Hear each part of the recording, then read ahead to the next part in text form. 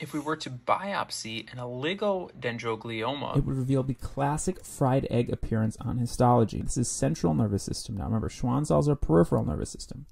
Okay, and this is generally also going to be a more benign tumor, but it's going to be an intraparenchymal tumor. Okay, similar to your GBM. The frontal lobe is very, very classic. Now they could ask about it in the temporal lobe or the parietal lobe, I suppose, but they usually ask about it in the frontal lobe. And I even put some fried eggs on here so you can compare the fried egg appearance to what we're seeing on histology.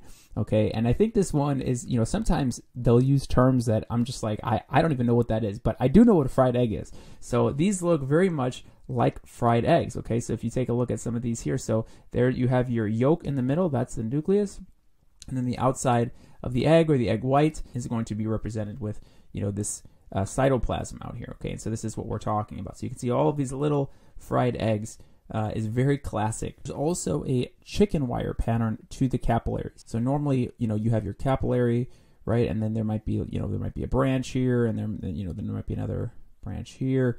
But what they're talking about with this chicken wire pattern is there's very acute kind of branching with the capillaries. Okay, so that's kind of what they're talking about, and that's what we see, you know, with some of these here. We have very acute angle branching that's going on kind of everywhere. So that's that chicken wire pattern you see. So I would look for the fried egg appearance number one, and then, you know, this is just icing on the cake, looking for this chicken wire pattern. And again, presentation tends to be nonspecific. They might make this a question where they're actually testing you on your knowledge of that lobe of the brain, or that region of the brain. So if the frontal lobe is affected, which is the classic area, what are some things we would expect? Personality changes is certainly in that category, right? Frontotemporal dementia is very classic for this as well.